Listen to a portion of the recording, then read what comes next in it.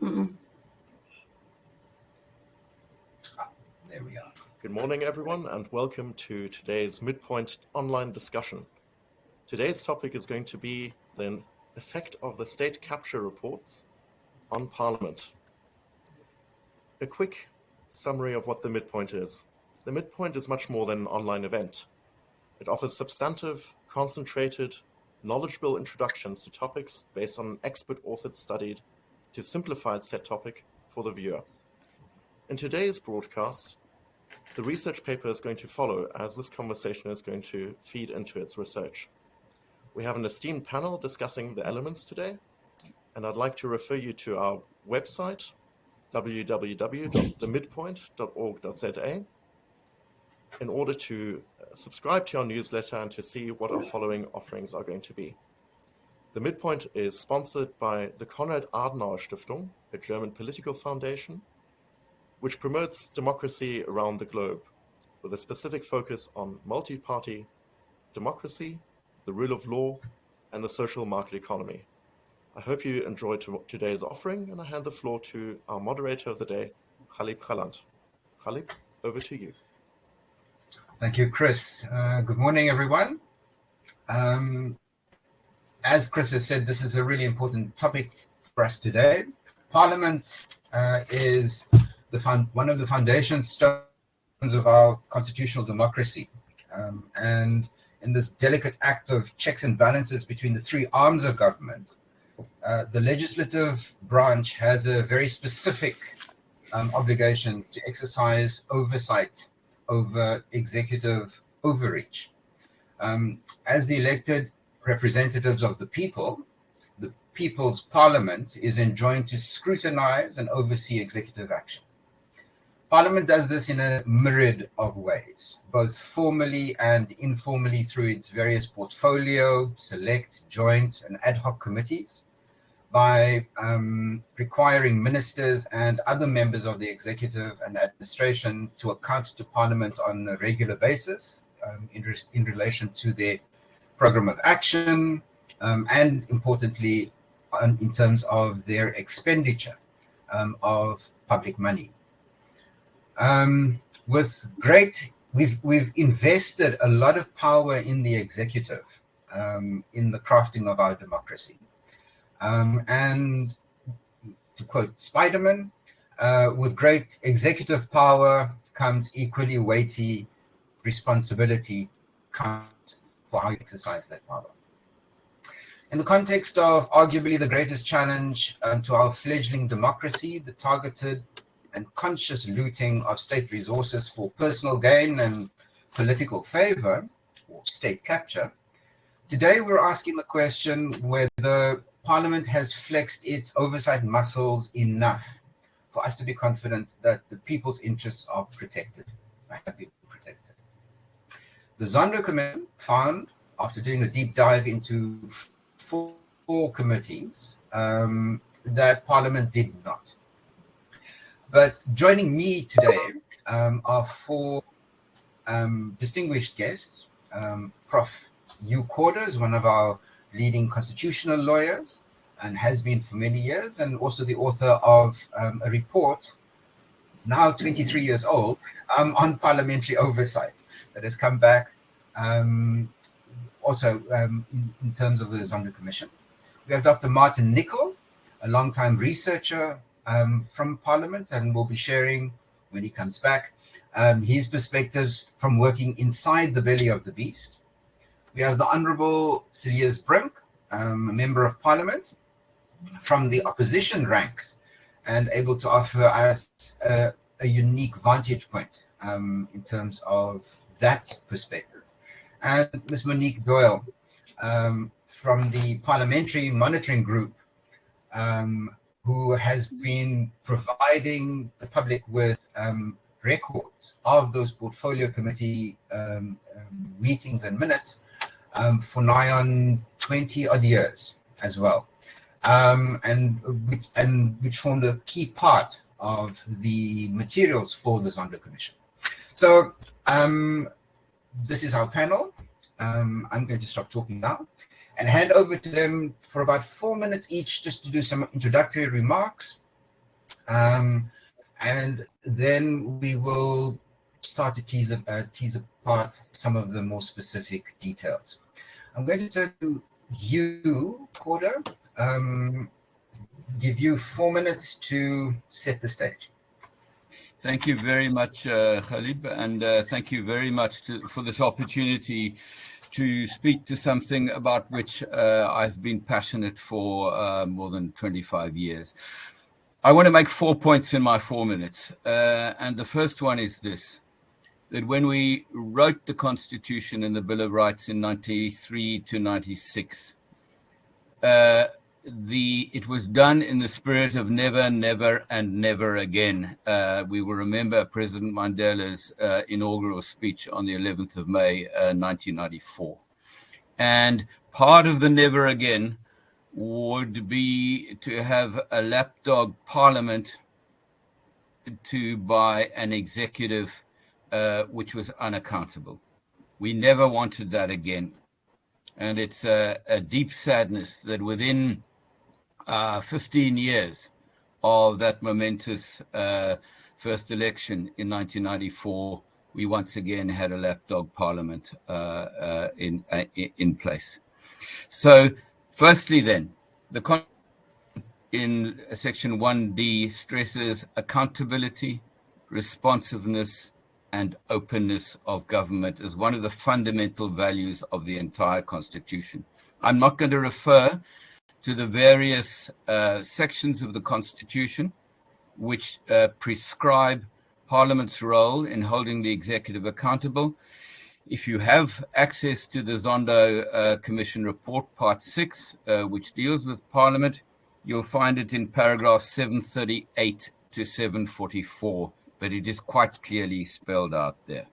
Secondly, our chair has referred to a report which I compiled with two of my colleagues, Fred Solta and Saras Jagwanth, in 1998-1999 at the behest of the Speaker of Parliament, Dr. Jeanwala, in which we set out a number of proposals to strengthen the role of Parliament in holding the executive accountable.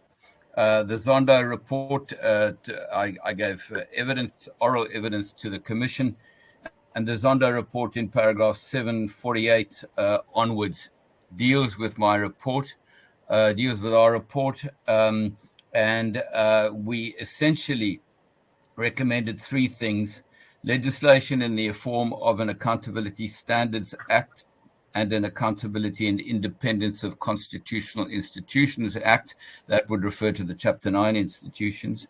Secondly, amendment to the rules of the National Assembly and the NCOP for the regulation of reporting to parliamentary committees. And thirdly, the establishment of a standing committee on constitutional institutions. Almost none of that was implemented. Parliament responded by putting together a committee called the Oversight and Accountability Committee.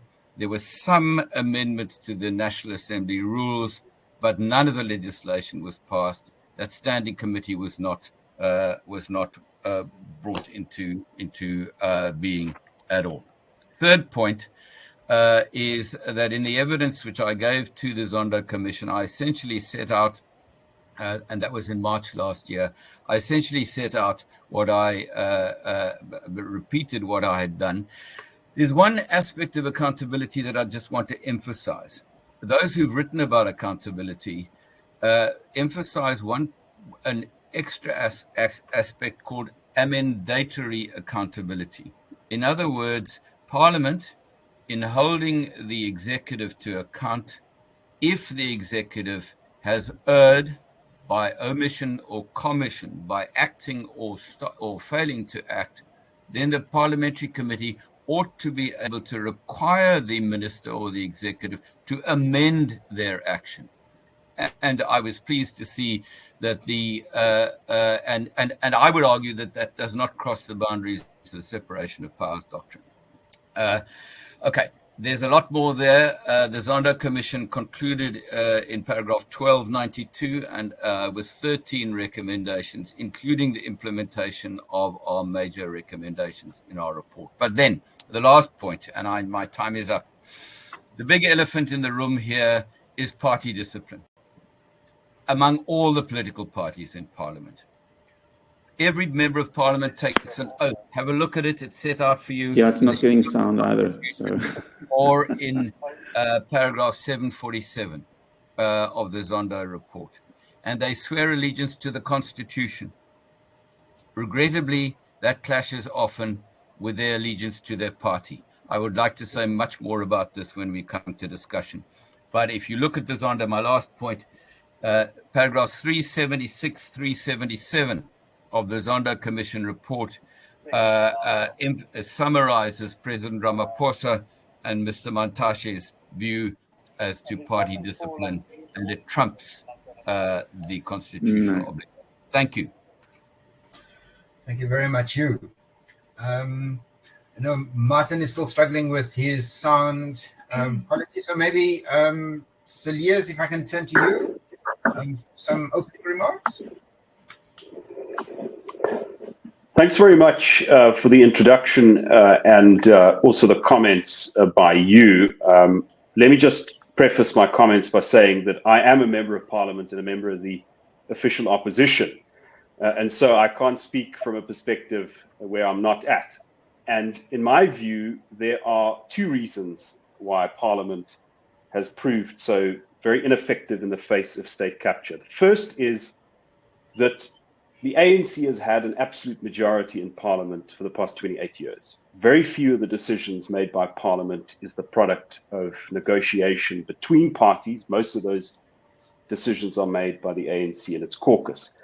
So when the DA and other opposition parties called for an inquiry into state capture, even before Thuli Madonsela's state of capture report, which led to the appointment of the Zondo Commission, we were simply voted down, as were our motions of no confidence in President Zuma, as you know. So in any democracy, this kind of prolonged political predominance would lead to complacency, and I think a kind of intellectual and moral decrepitude. But all of this was made worse by the philosophy of the ANC, the way that the party sees itself in relation to the South African people. A very unsympathetic view of that philosophy is that the ANC has always regarded democracy as a mere instrument to gain power, and so has seen itself above democracy and certainly above the prospect of losing power at an election. And that seems to explain a number of things that has happened in Parliament. There is one term that the ANC often uses to describe itself, and I have always found it extremely odd, and that is the Parliament of the people.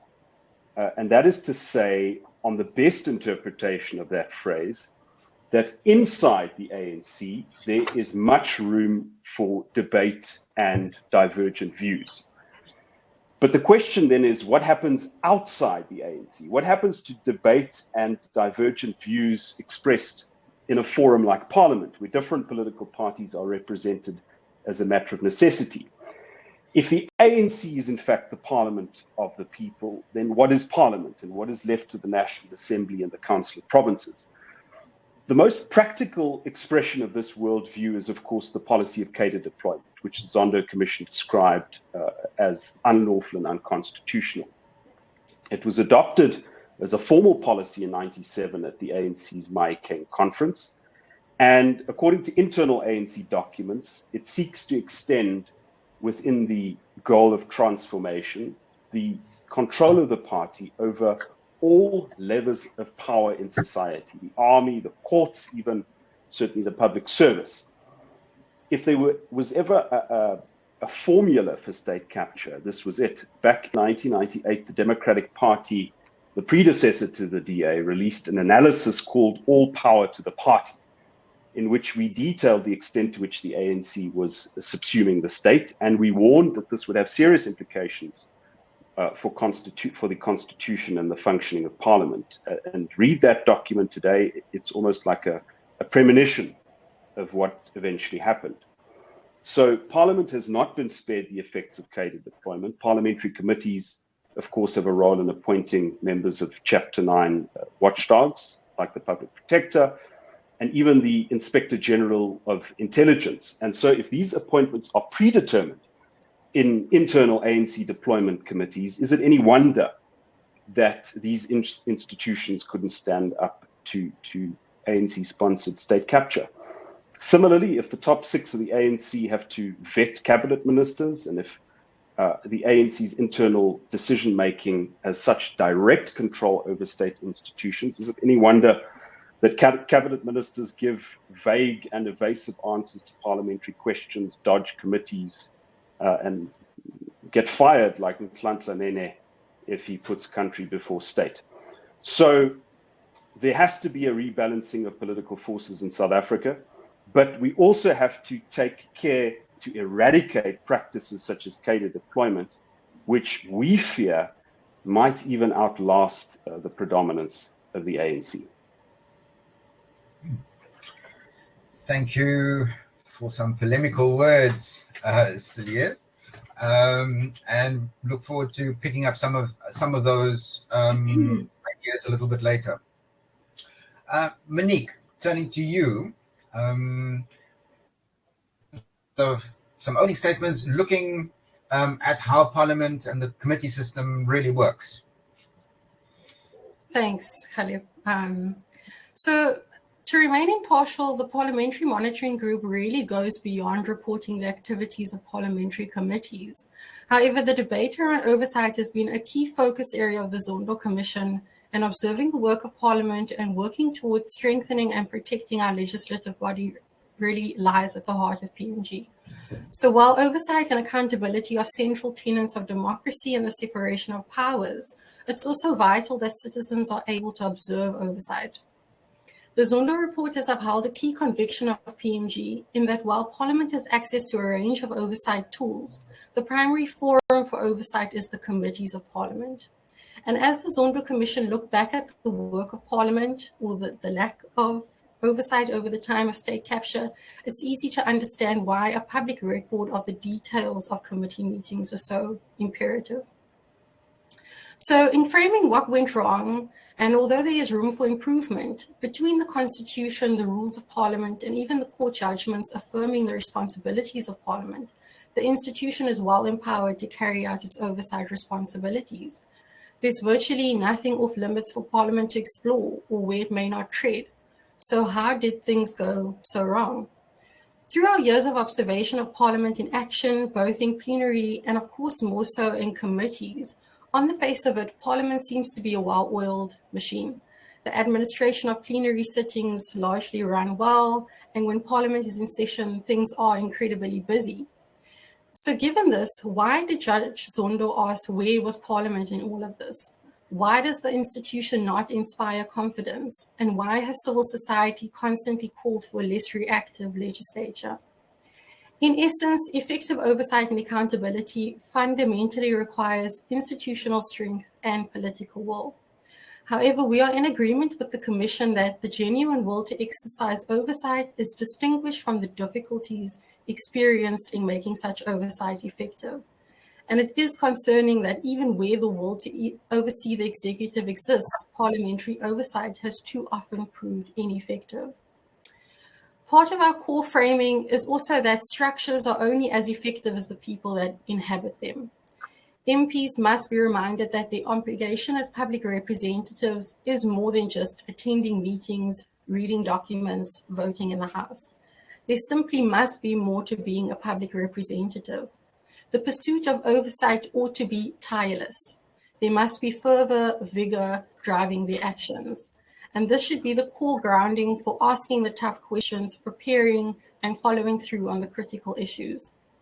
So in looking at the way forward, we do hope that this will be a turning point for Parliament. It simply cannot continue to be reactive. Parliament is an independent arm of the state, and the Zonder report has made it clear that the institution needs to act like it. Civil society lauds our independent judiciary and turns to it on key issues, so why can't Parliament be seen in the same way? Perhaps in further framing the way forward, it would be useful to reflect on what does effective oversight look like? What does an effective Parliament look like?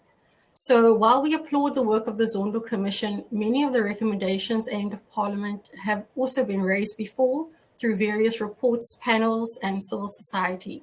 So we'll wait to see how Parliament will implement the report and the recommendations to bring about change. Thanks. Great, thank you. Thanks, Monique. Our other panelist is having some challenges at the moment. If he does join us, then we'll bring him into the conversation. But maybe all of you have said some really provocative things about parliamentary oversight and the topic. Maybe you, if I can turn to you, we referenced the report you wrote in 1999 and the recommendations. Those have now been taken up also in the Zondo Commission. But maybe, do you want to reflect on how did we get it so wrong? Our government system balances power between the executive, legislative, and the judiciary. And so there's sort of mutual oversight. How did we get it so wrong? Was it a slow progression or regression? Or was it in the way that we set up the system? Some thoughts about that. That's a really good question and very, very difficult to answer. And I will answer it from the point of view of an observer, participating observer, let me put it that way, because I was asked on several occasions in the first years after 1994 to participate in rewriting rules for Parliament and scrutiny of delegated legislation and all sorts of things like that. And at that stage, the Speaker's office in Parliament was very committed to strengthening the role of Parliament. It was a vibrant and a wonderful occasion. I had the occasion from time to time, once or twice, to visit Parliament under apartheid, to go and give evidence at a committee meeting. And the atmosphere was completely different in 1994 to 1999. It was a wonderful spring-like atmosphere in the air. Things began to slow down in the early 2000s. There was a brief, in my experience of it, a brief flowering again during the presidency of President Motlanthe. But from 2009 onwards, it does seem, and the Zondo Commission, if you look at its fulsome treatment of the evidence given by President Ramaphosa and Mr. Mantashe on the issue of the party whip and party loyalty, it is clear that with a big party, and I think this is a part of the explanation in my mind. You've got hundreds of ANC MPs in Parliament, 240 or so. I don't know, it may be fewer now, but at one stage at least it was 240 out of the 400 members of the National Assembly were ANC members. They come from all over the country and from a diverse ideological and political background. And therefore it is necessary, and I do understand that, I've got appreciation for it, to keep a measure of party whip and party discipline. But Zondo Commission report, for example, shows us that the study groups in Parliament, which are the party politicians sitting in a particular area like transport or home affairs or whatever it is, they meet just the members of that party before a portfolio committee meeting. And often the minister who is going to be criticized, potentially, is part of that meeting. And it seems as though from the evidence given and reported by Chief Justice Zondo, that those study group meetings sometimes were focused on how do we stop the opposition parties from asking the really difficult questions and holding the minister to account, and the minister's in the room. So that's one example that I would give. Another one, and I'll keep quiet, is the Zondo recommends there is no portfolio committee which looks at the powers of the president and the exercise of those powers. Now, the president is an extremely powerful person in our constitution. Our former Deputy Chief Justice, Dikgang Moseneke, has been critical of the extent of the powers given to the president under our constitution. His argument is it was written for President Mandela, not for those who followed him. But there's no direct parliamentary committee looking at the exercise of the powers of the president, and that's one of the recommendations that Zondo has put to Parliament. Create a new portfolio committee which oversees the powers of the president. I'll stop there. I mean, just to pick up on this last point, the COVID period, in fact, saw the suspension of parliamentary oversight over what was then an extraordinary executive committee, the NCC, that was established, right? And so, in fact, the weakest parliament oversight has ever been was in the first, say, 6 or so months of the COVID pandemic. And that, I think, is quite instructive for us also looking forward, going ahead. Celia, you has talked about rules and, to some extent, structures, right? These are really important to curtail the powers that there are. But we can have laws, and those laws can be flouted, we've seen, and curtail powers. We can also have structures, and those structures can be undermined and hollowed out. So I'm getting a little bit of feedback. But from your perspective, Celia, we're talking about the internally political parties.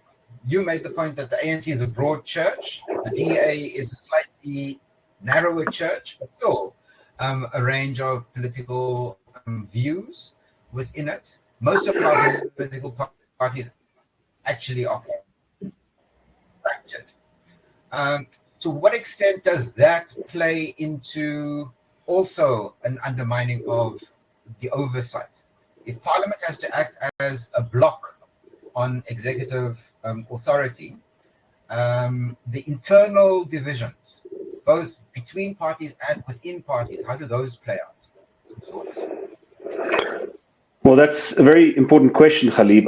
I think the point that I tried to make with the reference to the ANC being the parliament of the people is basically that the functions of parliament become subsumed by a political party. And so ideally, factionalism and infighting and debate shouldn't have a crippling effect on constitutional institutions. You know, all parties have divisions, all parties have differences of opinion, contestation for leadership positions. But if your own conception of yourself is that of the representation of the South African people, then Parliament becomes a sideshow. Parliament becomes a formality after the fact. Your decisions are made in internal committees, whether it be cadre deployment committees or in caucuses. And then what happens after the fact is just to ratify those things. But I think it's very important to note that I don't think we have a defective constitution. And we also have to, be realistic about it. Constitutions develop over time. You don't want fundamental amendments happening to the constitution every few years, but there are small changes that happen over time with any constitution. The same is true of the American Constitution. It's been mended and tinkered with slightly, and it improved over time. And so we mustn't be too pessimistic. The president does have very much power in our constitutional design, but a lot of the failure, I think, can be attributed to the immaturity of our democracy, the predominance of one political party, and that predominance is now coming to an end. We can't assume that it will end completely. I mean, the ANC can still form coalitions with smaller parties and so on. But the important point is to make the changes now so that we don't sit with this hegemonic party situation even after the ANC has lost power. Because I think the risk is that cadre deployment and these practices will take on a life of its own. and the spirit will inhibit another body, another political party. And so we have to use this opportunity to make the changes. Just one comment on where exactly it went wrong. And I think a good case study would be the arms deal and the handling by the Public Accounts Committee, then under the chairmanship of an opposition MP called Gavin Woods, or the attempted handling of that situation, of the arms deal, and how the executive completely frustrated the attempts of the Public Accounts Committee to the extent that Gavin Woods resigned as the chairperson of that committee. And, you know, it almost set the scene for what happened later on. There was an ANC member of that committee whose name escapes me. I can't even remember his name, but I mean, he was destroyed because he tried to get accountability in that regard. And so I think that historical perspective is also important. Great. Thanks, Celia. Monique, turning to you. A lot has been said also about the operation of committees charged with oversight. One of the things highlighted in the Zondo report is also the flagrant disregard sometimes by members of the executive or entities to come and account. Yeah, so ministers have to come and explain themselves, you know, the DG, etc., and very often they just ignored, and seemingly with very little comeback from committees and committee chairs. Some comments about just that aspect, or whether parliamentary committees really have the teeth. Is it all political will, or is there something else going on? Yeah, I mean, as I said in my opening comments, Judge Zondo made it very clear that the committee system is the primary forum for oversight. And we couldn't agree more. Even though Parliament has various other tools that it makes use of for oversight, written questions, oral questions, they all have limitations, which to some extent an effective committee system can make up for. So as you said, an effective committee does, of course, require political will, and the Zondo Commission has made that very, very clear.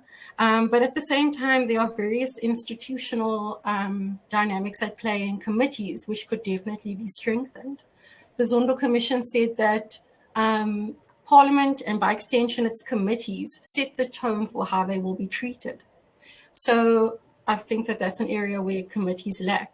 So we should also look at the leadership of committees. Committee chairpersons hold a central role, position in determining how effective the oversight of that committee is. They are instrumental to the program and very influential to setting the scope of the discussion and how robust the oversight will be. So that's a critical area that the Zondo Commission has looked at and made recommendations for. So we should also look at the integrity of the chairpersons.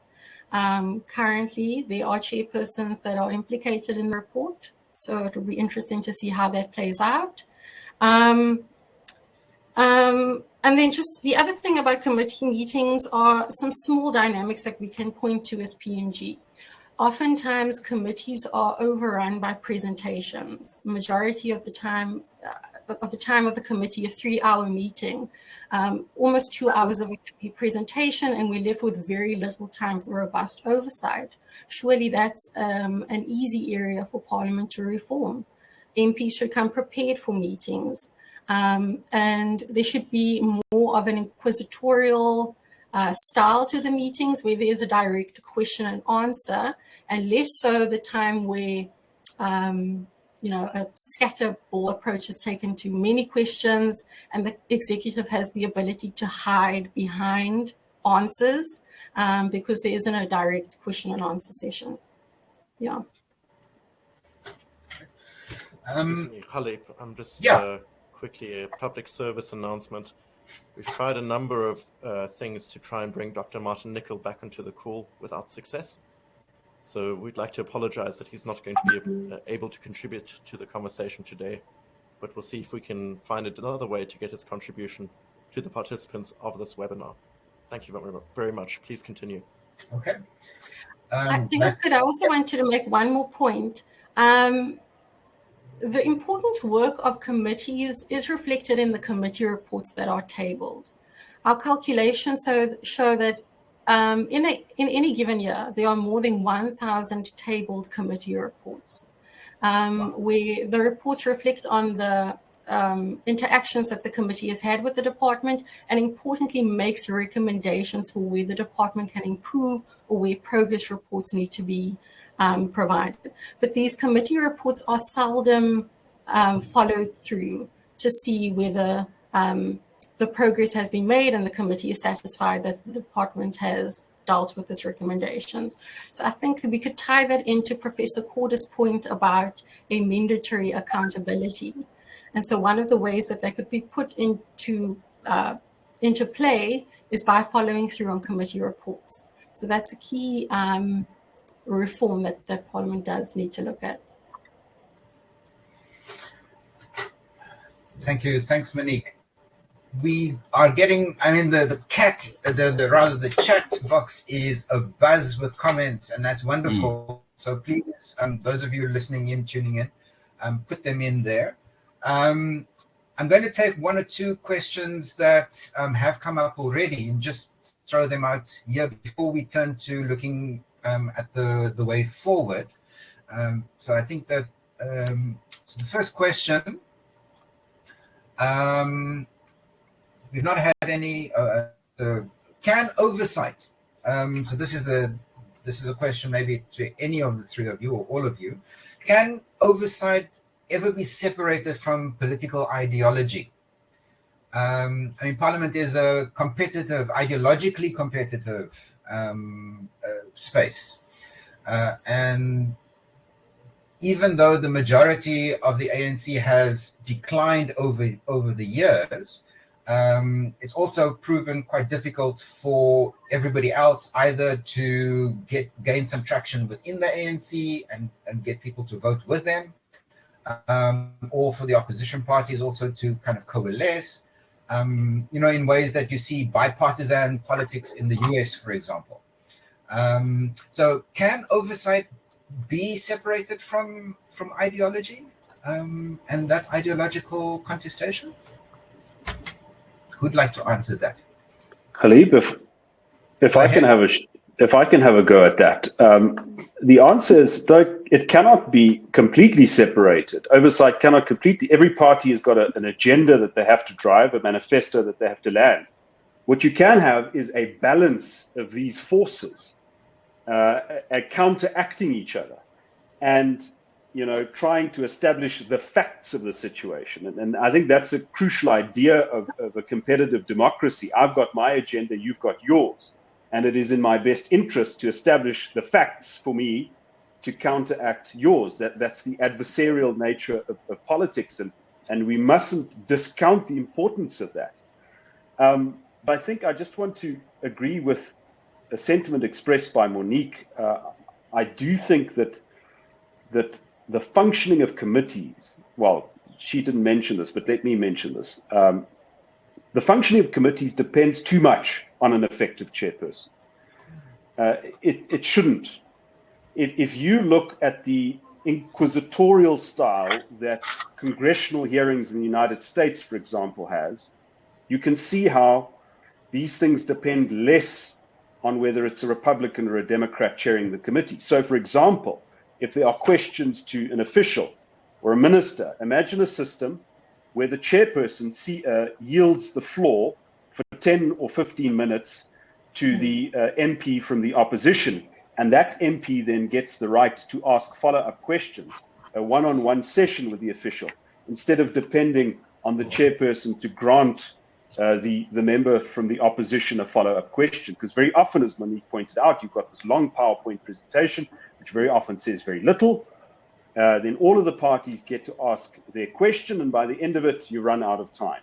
So there's no interrogation, there's no follow-up, there's no digging deeper into the answers and cutting through the bullshit, for lack of a better word.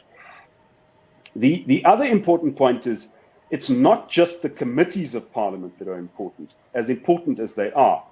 In our experience, parliamentary questions are essential. If you look at many of the scandals that have been uncovered, it's through parliamentary questions, usually written questions, but very often oral questions to the minister where you catch them off guard. The VBS bank heist was uncovered by a parliamentary question by my colleague Kevin Milam, where these deposits to a mutual bank by several municipalities were detailed. And we were able to catch on and to stop the deposits and to uncover the extent of this entire thing, starting with a parliamentary question. The problem is, and somebody mentioned the lack of parliamentary accountability during the COVID-19 lockdown. The problem is the evasive answers given by ministers, or such as my opposite number in cooperative governance, the answer that is often given in writing. The minister doesn't have the information that you've requested at the moment, we'll revert to you later. And unless you're very diligent, you ask 3 more follow-up questions, which can take you 6 months, you're simply not, that thing is just going to disappear. And so, in that regard, the presiding officers must really start doing their job. And Zondo specifically refers to this. He refers to an answer given by Baleka Mbete, former speaker, where she says, well, if a minister doesn't give an answer, there's not much you can do. Well, no, I think this is where your, if I get the term correctly, amendatory power becomes very important. The amendatory power of the speaker or the deputy speaker or the chairperson of a committee to say, no, minister, you will be required to answer that question. If you're not able to answer that question, you will return to the next session and render an answer. That has never happened. That has never happened. The closest we've come to that in members' statements, for example, was the presiding officer said, well, the ministers are clearly ill prepared for this. We can't have members, we can't continue with the session, let's postpone it until later. But that sort of amendatory power becomes very, very important there with the presiding officer. So in essence, I do think it's possible to overcome the pushes and the pulls of ideology and to ensure effective oversight. Maybe let me just pick up on that, because I see you wanting also to answer. I mean, when we started this parliamentary project back in the 90s, the political landscape was also a very different one. Political parties were very different, right? We've now got almost 28 years, a generation of this, and political parties are very different. Why people join parties is also very different. I mean, former presidents have talked about that as well. So your thoughts about whether we can separate oversight and political ideology in the current moment.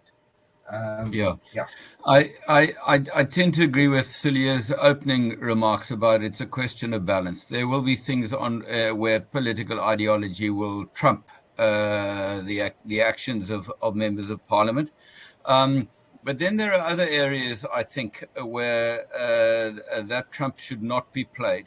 And let me just quickly say, I've been looking in the chat. I would direct people's attention to the comments on the role of the committees that Henk Smit has put there, which again emphasizes the change that happened from 1999 onwards. But also noting Hassan Logat's critical remarks, both about the composition of this panel in terms of diversity and in terms of oversight having an ideological element about how far have we moved from the dominance of white capital under apartheid, in hand in glove with apartheid system. But the 3 points I wanted to make in terms of where there ought to be, where political ideology ought not to play a role. Number one, as I understand it, the chair of a committee. My recommendation to Zondo in the evidence I gave was that if one looks, if let's say broadly the ANC has got 55 to 57% of the MPs in the National Assembly, and if there were 100 committees, then I would say that there should be an ANC chair of 57 of them, and there should be an opposition party chair of 43 of them. I know they're not 100 committees, but you can cut that down. I can't think quickly enough to make those all proportional. Because the role of a chair ought to be to hold the space fairly and justifiably between the members. It ought not to be a partisan role of the chair of any committee. That's number one. Number two, I made a proposal that a minority of a committee, if 40% of the members of the committee were to require the minister to report or and to be grilled, cross-examined on a particular action, that ought to be enough. That gets you away from one-party dominance because you don't have to get 50% of the members of the committee. But it's not so small that a couple of single-member parties could band together and with 10% of the committee summon the minister. So I was trying to balance those two. Last point is that we recommended way back in 1999 that Parliament put together an office which tracks and monitors the reports that are made to it through its committees. Something like 600 or 700 bodies have to report to our Parliament. That's an extraordinary number. Who's keeping track of who's reported? Where's the report gone? Has the relevant committee considered it? Have they reacted, etc., etc.? I'll give you one example, and then I'll keep quiet. The JSC, the Judicial Service Commission of this country, failed to report to the Justice and Constitutional Development Committee for 5 years in a row. That is shocking, considering the critical role that the JSC plays in its in the provision of the administration of justice of this country. Thank you. And those formal aspects should be divorced from any political ideology. Every single member of Parliament ought to be aware of those kind of obligations. That's my point. Thank you. Monique, I'm not going to ask you to comment on the politics of things, but the two things. One, there's a question in the chat about membership changing and the loss of institutional memory. And so that is something that political parties have control over, but from one parliament to another parliament, members come and go. The composition of the committees also shifts and changes. Does that have an impact on the ability of a committee to hold the executive to account? And then if you can also just maybe touch on some of the closed committees. Because one of the things around fighting corruption is actually openness and transparency and being critical. So there are some committees, the Joint Standing Committee on Intelligence being famously one of them, that are actually just opaque, and even opaque to the members, right? So reports they can't even take it out of the room. So yeah, some thoughts just about that. Yes, so our research shows that turnover amongst membership is not as high as it used to be. It was quite concerning, I think, in the 2010 roundabout, but that has increasingly improved. But I think turnover amongst membership could be counteracted with institutional strength, Parliament's legal advisors, other support that helps to carry on the legacy of the committee. The other thing that I wanted to highlight is when an administration of Parliament ends, the committee is supposed to produce a legacy report so that the next committee doesn't completely start from scratch. But experience has shown that these legacy reports are simply not read and left on the shelf, and the new administration starts completely afresh. And again, there's no follow through on issues. And then to the point about closed committees, yes. So as you said, the Joint Intelligence Committee is completely closed. I think we would advocate that there are some meetings that could be opened to the public. Similarly, the Joint Committee on Ethics, a very important committee. It's going to play a role with the Zondo Commission. The Commission has advised that members of Parliament that are currently implicated in state capture appear before the Ethics Committee. So it would be concerning to think that those deliberations would be completely closed to the public, and we would advocate for those to be opened.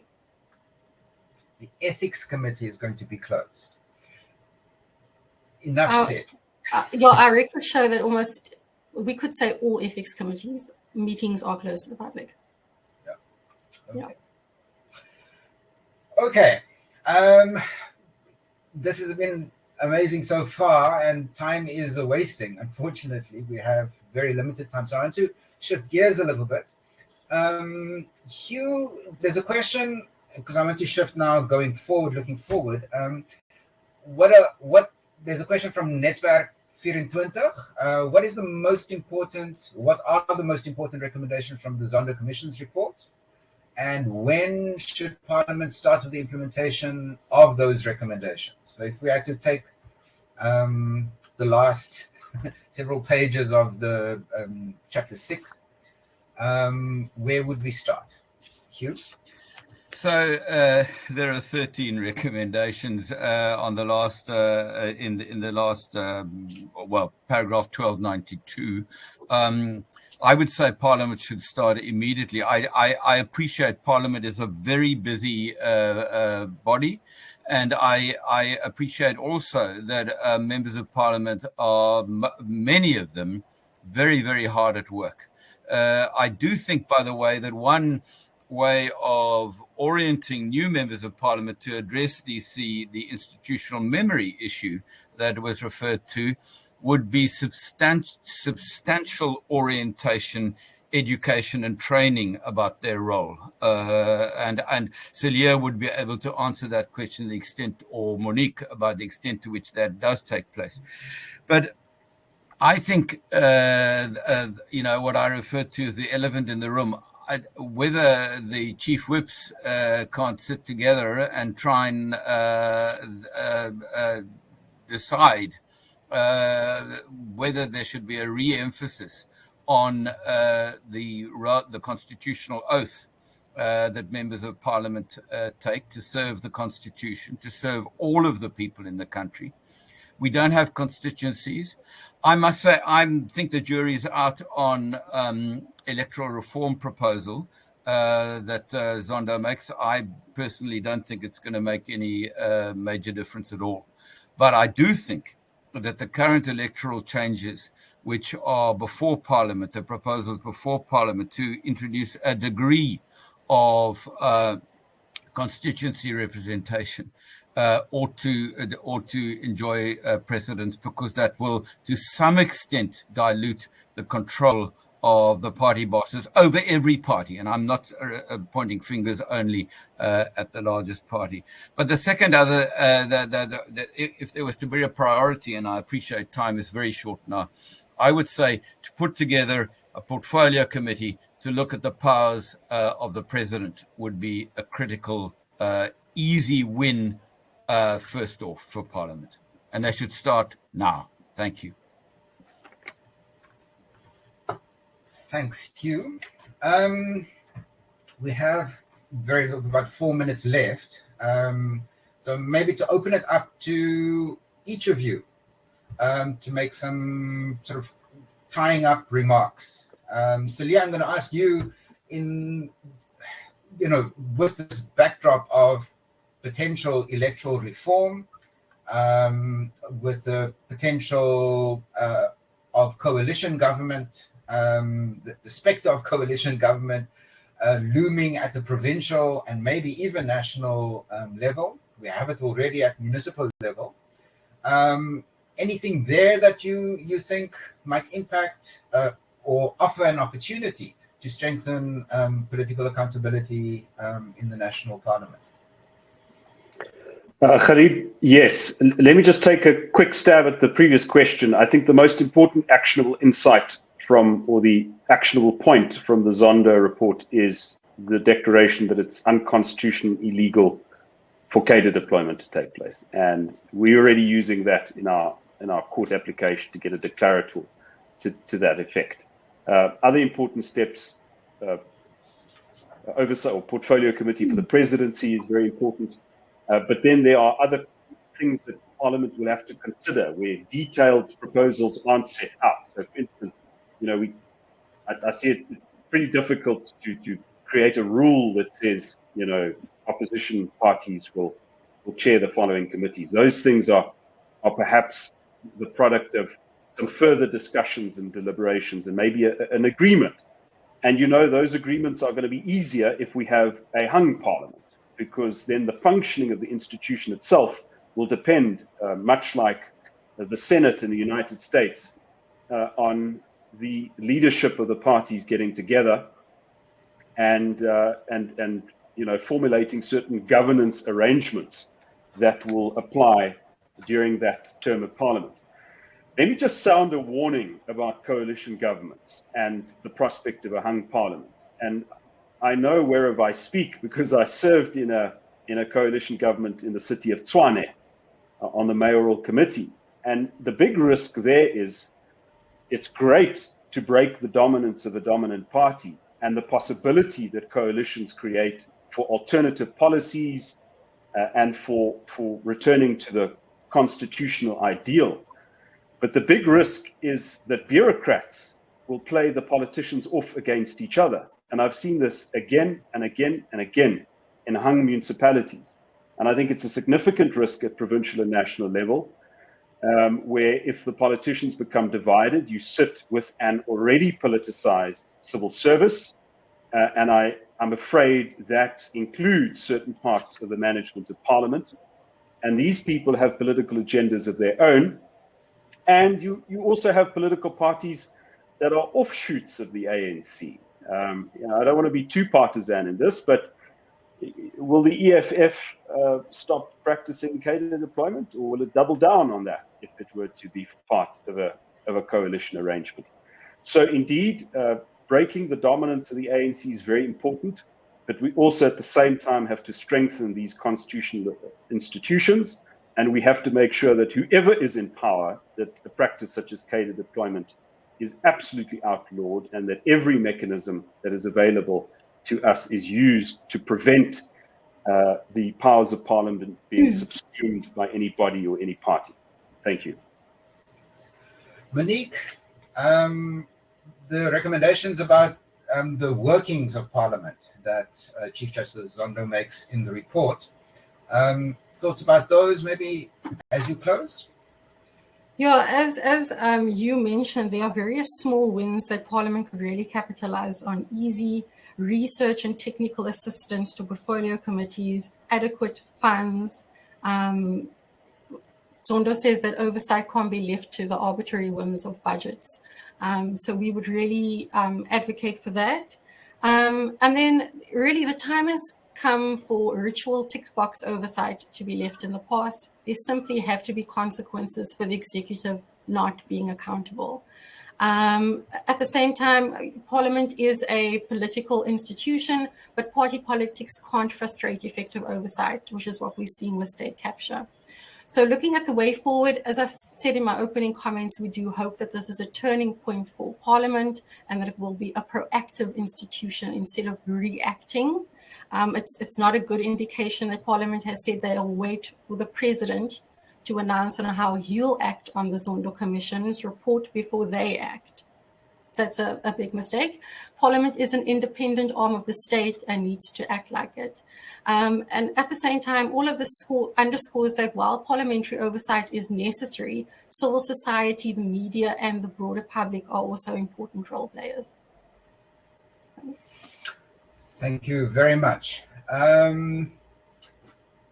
There are so many interesting questions in the chat. We haven't touched on Parliament's dealing with whistleblowers, for example, the way that Parliament deals with those executive appointments, the NDDP, for example, or the Public Protector, Parliament having to clean up its mess at the moment in terms of its appointment. Yeah, Hugh, you want to... You're muted. I just have to say one thing before we close. Yes. If Parliament doesn't do its work, people go to the courts. They put the courts in the front line of party political differences. That damages the court system. And if we don't have a good independent court system, we can kiss the Constitution goodbye. Nothing that is written in that wonderful document, which is as relevant today as it was in 1994, if not more so. So if Parliament, as one of the three arms of government, doesn't do its work, then it puts the courts in jeopardy. Thank you. Great. And we have seen that increase in lawfare over the last several years.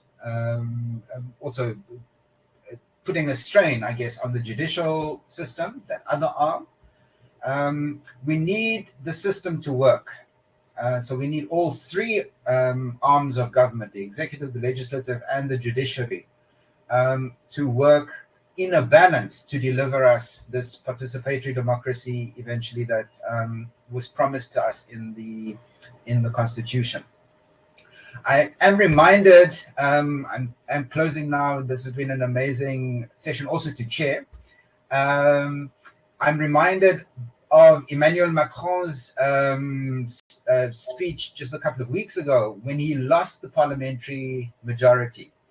Commentators are saying now he has to shift from this Jupiterian way of governing to, in his words, we're having to find each other text par text. So almost word for word, we're going to have to find each other. And so perhaps there is some moment that this also offers our fledgling democracy a chance to mature into something. If we take the lessons of the last 25 years to heart, and we certainly make sure that we are able to achieve more of a balance, and the three arms step forward to play their role. I want to thank my panelists for their time. Martin did put his voice came through in the chat, so you can certainly capture it there. Thank you to the Konrad-Adenauer-Stiftung for hosting us. The research report that Konrad-Adenauer-Stiftung and PMG are engaged in will be available and will be shared with everybody who joined us on this talk, and also be available on the website. It feels like there needs to be a follow-up. We talked about parliamentary processes being iterative, and certainly there is space for more discussion and debate about this. So thank you very much for everybody, and also those tuning in.